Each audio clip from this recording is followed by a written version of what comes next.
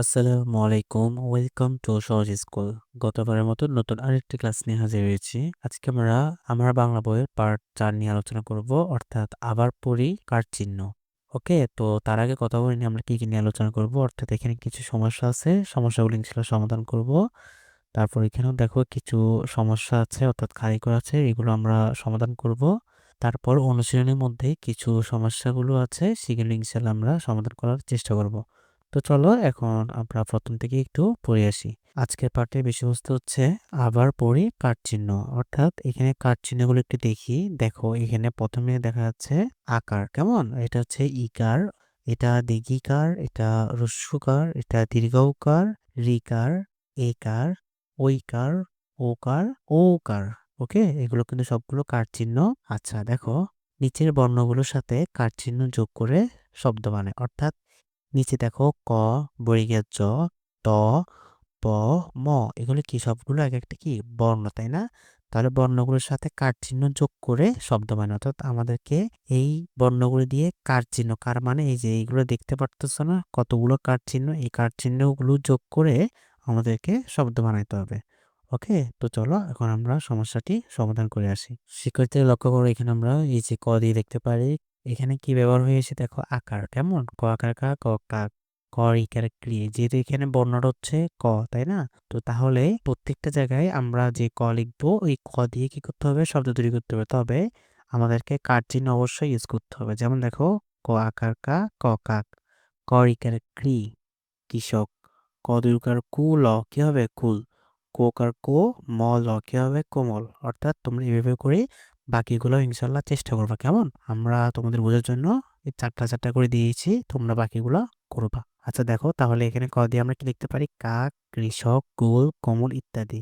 তারপরে দেখো বর্গীয় জ দিয়ে কি লিখবো, জাহাজ, কেমন? এখানে দেখো প্রথম বর্গীয় জ দিয়ে আকার লিখছি, কেমন? জাহাজ, জামা, জুতা, জিপ ইত্যাদি। তারপরে দেখো তাল, তিল, তৈল, তীর ইত্যাদি। এখানে কিন্তু কি হয়েছে দেখো, এই যে কার জন্য ব্যবহার হয়েছে ত আকার, এটা ত রসিকার, এটা ত ঐকার, এটা ত দীর্ঘিকার। ওকে, তোমরা এভাবে করে বাকিগুলো কমপ্লিট করবা। তারপর দেখো প দিয়ে পাতা, পুরাতন, পৃথিবী, পীড়া ইত্যাদি। তাহলে তোমরা বাকিগুলোও লিখে ফেলবা। দেখো এখানে আকার ব্যবহার হয়েছে, কেমন? আর এখানে রস্যকের ব্যবহার হয়েছে, এখানে রিকার ব্যবহার হয়েছে, পরিকার প্রি। আশা করি তোমরা বুঝতে পারতেছো। তারপরে দেখো ম দিয়ে আমরা কি লিখবো, মা, মৃগেল, মিথ্যা, মেলা ইত্যাদি। তোমরা এভাবে করে বাকিগুলো কমপ্লিট করবা। আশা করি তোমরা বুঝতে পেরেছো। তারপর লক্ষ্য করো এখানে শব্দ পড়ি ও লিখি।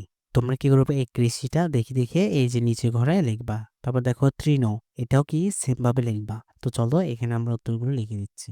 শিক্ষার্থীরা লক্ষ্য করো, এই যে যে ওয়ার্ডগুলো দেওয়া আছে, অর্থাৎ শব্দগুলো দেওয়া আছে, সেম একই শব্দগুলো আমাদেরকে নিচে লিখতে হবে। কৃষি, কৃষি, তৃণ, কৃষক, মসৃণ, মেঘ, ছেলে, মেয়ে, সেপাই, শৈবাল, তৈরি, বৈশাখ, শৈশব, ভোর, মোরগ, খোকন, ঠোঁট, সৌরজগৎ, পোষ, মৌমাছি, নৌকা। আশা করি কিন্তু তোমরা ভালো করে বুঝতে পেরেছো মূলত আমাদেরকে এগুলো কেন পড়াচ্ছে। মূলত আমাদের এই পড়াগুলো দেওয়ার একটা উদ্দেশ্য, আমরা যেন রিডিংটা একটু ভালো করে পড়তে পারি, অর্থাৎ আকার এখানের জন্য কোনো সমস্যা না হয়। তারপর দেখি আমাদের অনুশীলনের মধ্যে কি দেওয়া আছে, বর্ণ সাজিয়ে শব্দ লিখো। অর্থাৎ এখানে দেখো কিছু এলোমেলো শব্দ দেওয়া আছে, যেমন দেখো সবার শাক, খোকার খো কি হবে, শাখো, তাই না? তো এটা কি আছে স্যার, এলোমেলো, অর্থাৎ এটা কি অসাজানো আছে, তো এটাকে আমাকে সাজাতে হবে। যেমন দেখো এটাকে আমি যদি সাজাই তাহলে কি হবে, খোকার খো সমস্যা কি হবে, খোসা, খোসা মানে কি, যে কোনো জিনিসের খোসা থাকে, যেমন দেখো কলার খোসা, তাই না? তো এগুলো হচ্ছে খোসা। তাহলে আমাদের যে বাকিগুলো আছে, যে শব্দ আছে, এই বাকিগুলো শব্দের এইভাবে করে আমাদের বাকিগুলো করতে হবে, কেমন? তো চলো আমরা দেখে আসি উত্তরগুলো কিভাবে লিখতে হবে।